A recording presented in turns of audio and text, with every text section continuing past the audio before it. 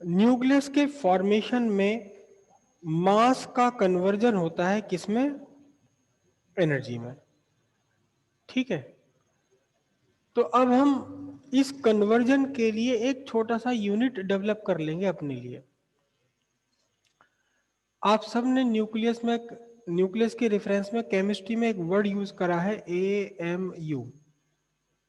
AMU atomic mass unit, है ना? जैसे हम कहते हैं ना कि मास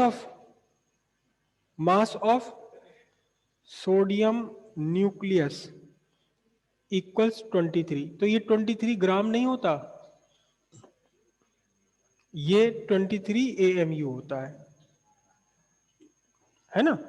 क्यों? क्योंकि mass of proton and mass of one neutron ये कितने होते हैं? 1 AMU के इक्वल होते हैं दोनों ही, approximately, not exactly, approximately 1 AMU होता है, 1 प्रोटॉन और 1 न्यूट्रॉन।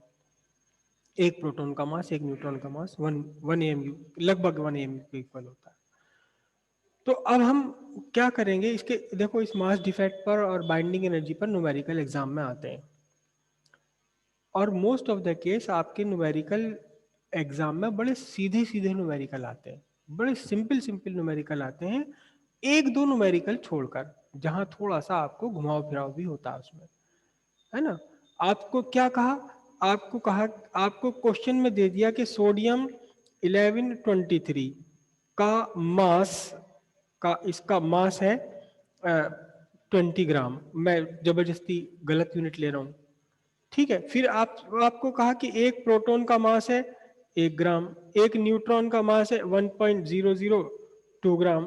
तो बताओ इसकी बाइंडिंग एनर्जी कितनी है? सिंपल सी बात है, इन दोनों का मास आप कैलकुलेट करो। भाई 11 प्रोटॉन, एक प्रोटॉन का मास आपको दिया 1.1 ग्राम, तो इसका 11 प्रोटॉन का ले लो, इसका मास ले लो 12 न्यूट्रॉन्स का, दोनों के मास को जोड़ दो, उसमें से 20 ग्राम घटा दो जो कि मास ऑफ न्यूक्लियस है, बाकी जो आपका बचा उसे आप एनर्जी में कन्वर्ट कर लो, हो गई binding energy. Binding energy per nucleon आपको चाहिए, तो जितनी बाइंडिंग एनर्जी आपने निकाली उसे 23 से डिवाइड कर दो, हो गया, किस्सा खत्म। इतने सिंपल क्वेश्चन आते हैं, इतने सिंपल न्यूमेरिकल आते हैं, तो इसलिए न्यूमेरिकल देख कर घबराना मत। सिंपल न्यूमेरिकल्स होते हैं, अक्सर सिंपल न्यूमेरिकल होते हैं जो सीधे सीधे निकल जाएंगे आपके।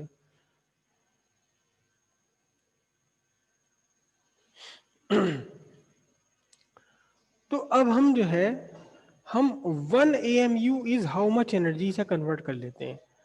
क्या कर लेते हैं? Energy equivalence of 1 AMU।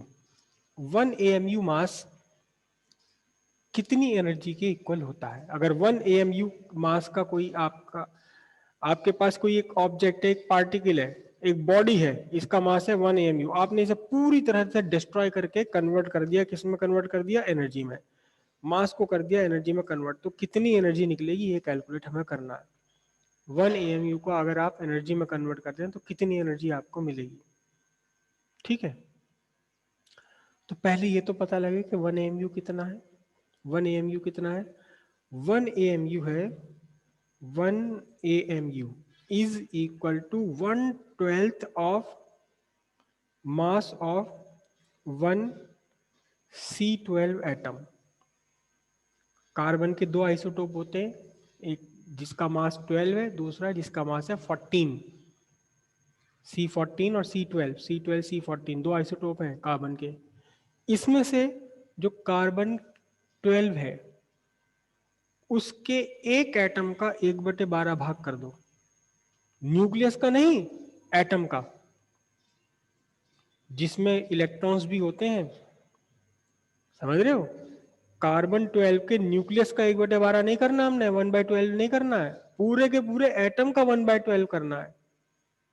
और कार्बन 12 का एक एटम मतलब उसमें 6 प्रोटॉन है, 6 न्यूट्रॉन है और 6 इलेक्ट्रॉन भी है। ठीक है, बहुत हल्के होते हैं इलेक्ट्रॉन, लेकिन फिर भी कुछ तो मास होता ही है उनमें। ठीक है, अब देखिए 1 मोल ऑफ C12, अगर ग्राम में आप इसे रिप्रेजेंट करोगे 1 मोल को, तो ये 12 ग्राम होगा, जो इसका मास नंबर होता है उतना ही। ठीक है, लेकिन अगर number of particles number of entities के इक्वल आप लोगे तो कितना होगा बताओ? 1 मोल ऑफ कार्बन में कितने एटम्स होंगे? 1 मोल ऑफ वन किसी भी सब्सटेंस के 1 मोल में कितने एंटाइटीज होते हैं? 1 दर्जन में कितने एंटाइटीज होते हैं?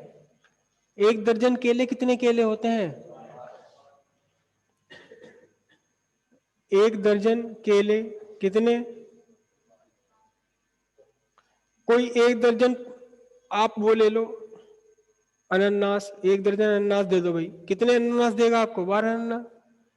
तो ऐसे ही ये मोल जो है ये केमिस्ट्री का आपका दर्जन है। बताओ कितने होते हैं? 1 मोल में कितनी एंटाइटीज होती हैं?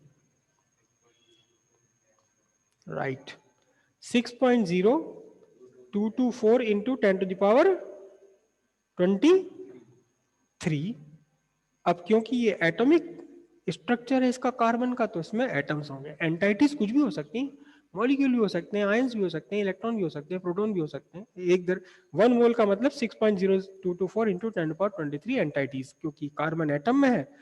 तो 12 ग्राम एटम में, 12 ग्राम कार्बन में कितने एटम हो गए? 6.0224 इंटू 10⁻23 एटम। तो एक एटम का मास कितना हुआ? मास ऑफ 1 एटम कितना हो गया जी?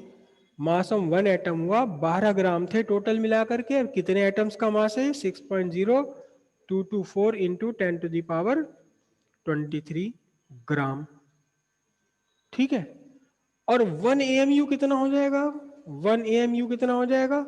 कार्बन 12 एटम के मास का भी 1/12। कार्बन 12 का पूरा एक एटम का मास कितना ये रहा, इसका भी 1/12।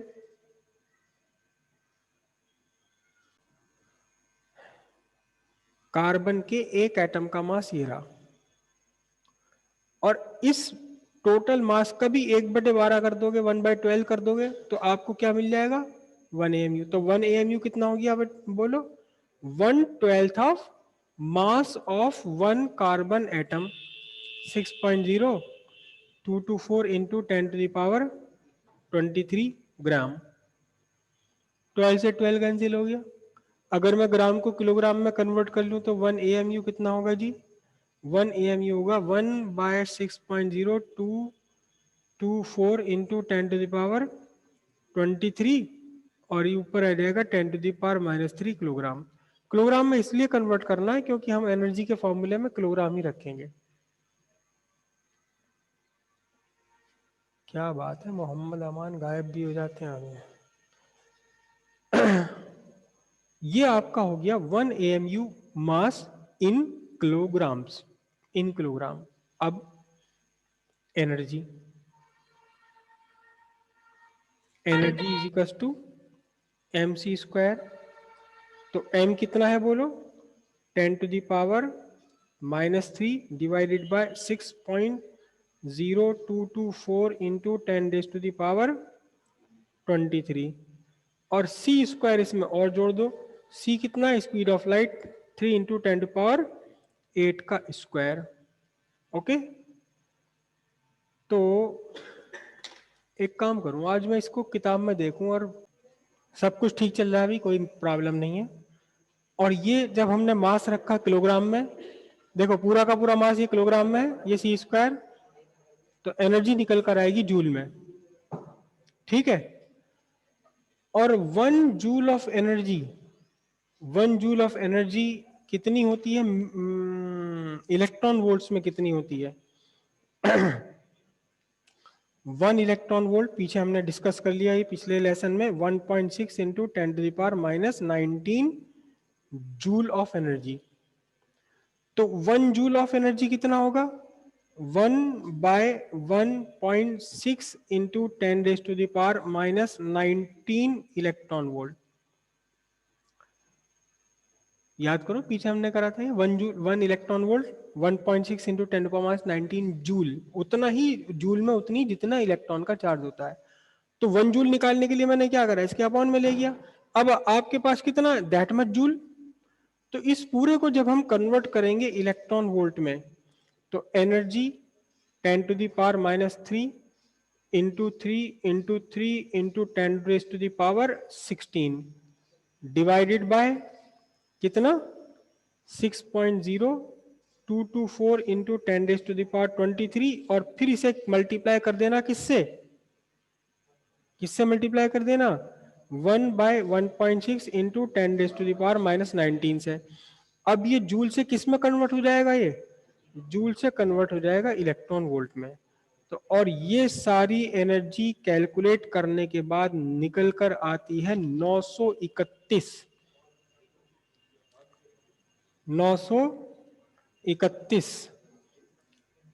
Into 10⁻6 electron volt.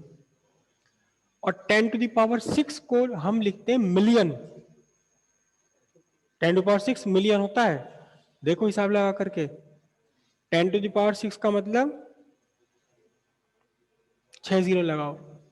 Unit 10 100, 1000 10,000, 100,000 million हो गया ना। यूनिट 10 100, 1000 10,000, 100,000 और मिलियन। 10 लाख के बराबर होता है 1 मिलियन। इकाई, दहाई, सैकड़ा, हजार, 10,000, लाख, 10 लाख। तो ये इलेक्ट्रॉन वोल्ट में आया। तो इस 10⁻6 को हटा करके हम क्या लिख सकते हैं, E equals 931 million electron volt. सीधी सीधी ये निकल कर आ गई। तो अब आपको जो न्यूमेरिकल दिया जाता है, जैसे अभी मैंने आपको कहा था, अभी ये छोटा सा एक न्यूमेरिकल दिया था, बताया था, क्या कहाँ गया वो, ये यहां मैंने आपको पागल बना दिया था अभी कि सोडियम के एक न्यूक्लियस का मास है 20 ग्राम। ग्राम में नहीं दिया जाता। ये जितने भी न्यूक्लियर मास आपको दिए जाएंगे, ये सारे के सारे न्यूक्लियर मास दिए जाएंगे एएमयू में। ठीक है। अब एएमयू से 1 एएमयू कितनी एनर्जी होती है, आपने सीधे सीधे कैलकुलेट कर लिया, 931 million electron volt. Mass defect निकालिए, मास डिफेक्ट निकालिए आप एएमयू में, और सीधे सीधे क्या कर लेंगे, उसे 931 MeV से मल्टीप्लाई कर देंगे, आपके पास बाइंडिंग एनर्जी निकल कर आ जाएगी। बाइंडिंग एनर्जी पर न्यूक्लियन अगर आपको चाहिए तो क्या करेंगे, आप उसे नंबर ऑफ न्यूक्लियन से डिवाइड कर देंगे। बोर्ड में आया हुआ क्वेश्चन है 2007 और 2004 में, और ये बड़ा फेवरेट क्वेश्चन है बाइंडिंग एनर्जी का, कैल्शियम वाला। कैल्शियम और सोडियम, इस पे सबसे ज्यादा क्वेश्चन आए हुए हैं। तो इसमें क्वेश्चन में देखो आपको क्या कहा है कि calculate the binding energy of calcium 2040। Mass of calcium 2040 39.962589 U। Unit कह दो या इसको कह दो AMU, एक ही बात है।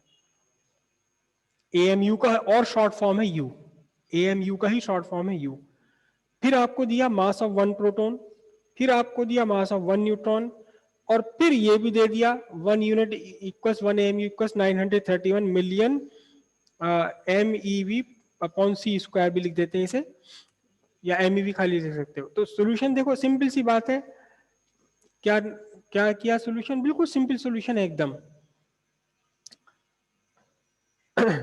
मास ऑफ 20 प्रोटॉन्स ये निकाल लिया, मास ऑफ 20 न्यूट्रॉन्स ये निकाल लिया, टोटल मास दोनों को ऐड कर दिया। कैल्शियम का मास दे ही रखा आपको, मास डिफेक्ट आपके टोटल न्यूक्लियॉन्स के मास में से क्या कर दिया, कैल्शियम कैल्शियम न्यूक्लियस का मास आपने सब्ट्रैक्ट कर दिया, मास डिफेक्ट आ गया, और इस मास डिफेक्ट को सीधे सीधे MEV से मल्टीप्लाई कर दिया, ये आपका आंसर आ गया। और जब आपको चाहिए पर न्यूक्लियॉन, तो कितने न्यूक्लियॉन है कैल्शियम में, कैल्शियम 40, मतलब 20 प्रोटॉन है 20 न्यूट्रॉन है, दोनों मिलकर 40 हो गए, तो पर न्यूक्लियॉन 40 से आपने और डिवाइड कर दिया, 8.547 MeV निकल कर आ गया न्यूक्लियर एनर्जी पर न्यूक्लियॉन, बाइंडिंग एनर्जी पर न्यूक्लियॉन। सिंपल सिंपल एकदम, बिल्कुल ठीक है।